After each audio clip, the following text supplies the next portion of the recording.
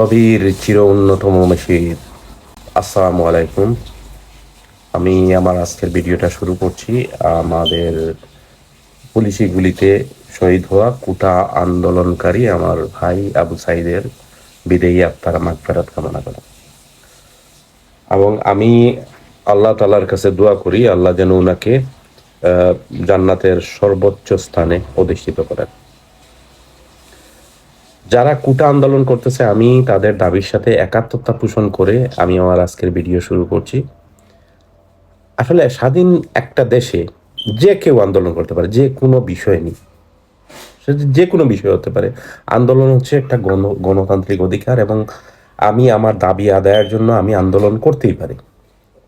কিন্তু আমি দাবি আদায়ের আন্দোলন করলে যে আমাকে গুলি করতে হবে, আমাকে মারতে হবে, আমাকে পিটাতে হবে, এরকম কোনো বিষয় আসলে দুনিয়ার কোথাও নাই। শুধুমাত্র স্বৈরতান্ত্রিক যেই দেশগুলো আছে, যেই দেশগুলাতে সরকারের এগেনস্টে কোনো কথা বলা যায় না, আপনি ন্যায়সঙ্গত কথা বলেন বা অন্যায় যাই বলেন না কেন, সরকারের বিপক্ষে আপনি টু শব্দটিও করতে পারবেন না, এই রকমের দেশ ছাড়া। এবং বর্তমানে যেটা হচ্ছে বাংলাদেশ, বাংলাদেশে আপনি শুধুমাত্র যদি আপনি সরকার দলীয় লোক হন, সরকারের পক্ষের লোক হন, তাহলেই আপনার কথা বলার একটু অধিকার আছে, আপনি অল্প বিস্তর কথা বলতে পারবেন, বাট তাও সেন্সর করে বলা লাগবে। এর বাইরে যারা আছে, এর বাইরে যারাই আছে, সাধারণ মানুষ যারা আছে, ওদের সবার মুখ বন্ধ, মুখ সেলাই করে রাখা লাগে। কারণ কি, আপনি যদি মুখ খুলেন তাহলে দেখা যাবে যে হয় আপনি গুম হবেন, নাহলে আপনি খুন হবেন, নাহলে আপনার উপরে গায়েবী মামলা চলে আসবে। তো সব কিছুর পরে আমি যেটা বলবো আর কি, আমার একটা রিকোয়েস্ট থাকবে বাংলাদেশের সরকারের কাছে, যে আমি শুনছি প্রাইম মিনিস্টার শেখ হাসিনা উনিও নাকি কোটা আন্দোলন যে যারা করতেছে তাদের দাবির পক্ষের মানুষ, বা উনিও চান কোটা সংস্কার হোক। তো কোটা সংস্কার হোক উনি যদি চান, উনি চাইলে কিন্তু এই আন্দোলনকে একদিনে শেষ করে দিতে পারেন। আজকে উনি সরকার চাইলে কিন্তু যে কোনো ধরনের সিদ্ধান্ত এক রাতের ভিতরে নিতে পারে। কারণ আমরা এর আগেও দেখেছি যে এক রাতের ভিতরে আইন পাশ হয়ে গেছে, এক রাতের ভিতরে অনেক কিছু পরিবর্তন হয়ে গেছে।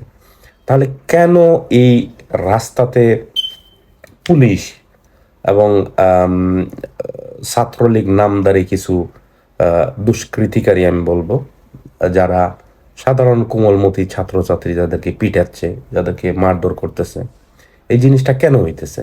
কেন দেশটাকে রক্তে রঞ্জিত করতেছেন এই তাজা তাজা তাজা প্রাণ, যারা হয়তো ভবিষ্যতের এমপি হতো, যারা হয়তো ভবিষ্যতের বড় বড় ব্যবসায়ী, বড় বড় চাকরিজীবী হবে? কেন? কারণ এই কেনটার উত্তরটাকে একদম সহজ করে দিতে পারেন। কারণ প্রাইম মিনিস্টার, আপনি লং টাইম, 1 বছর 2 বছরের না, আপনি অনেক দিন থেকে আপনি বাংলাদেশের সরকার চালাচ্ছেন, এবং আপনার হাতে যতদূর শুধু আমি না, পুরো বাংলাদেশের মানুষ বিলিভ করে আপনার হাতে এই রকমের ক্ষমতা আছে। আপনি চাইলে কিন্তু এরকম চুটকি মেরে যে কোনো জিনিস আপনি করে ফেলতে পারবেন, কারণ আপনার উপরে কথা বলার মতো কেউ নাই। সত্যি কথা যেটা, আপনার উপরে কথা বলার মতো কেউ নাই।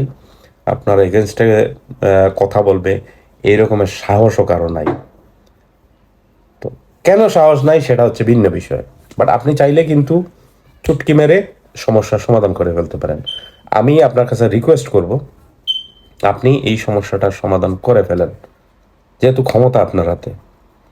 কোটা সংস্কার আন্দোলন যারা করতেছে, তাদের দাবি কিন্তু যৌক্তিক। যদি অযৌক্তিক দাবি হতো তাহলে একটা কথা ছিল, যেহেতু যৌক্তিক দাবি, আপনি এই দাবিটা মেনে নিয়ে এই জিনিসটা এখানেই বন্ধ করে দেন, তাহলে অ্যাটলিস্ট আর কোনো রক্ত ঝরবে না, আর কোনো মায়ের বুক খালি হবে না।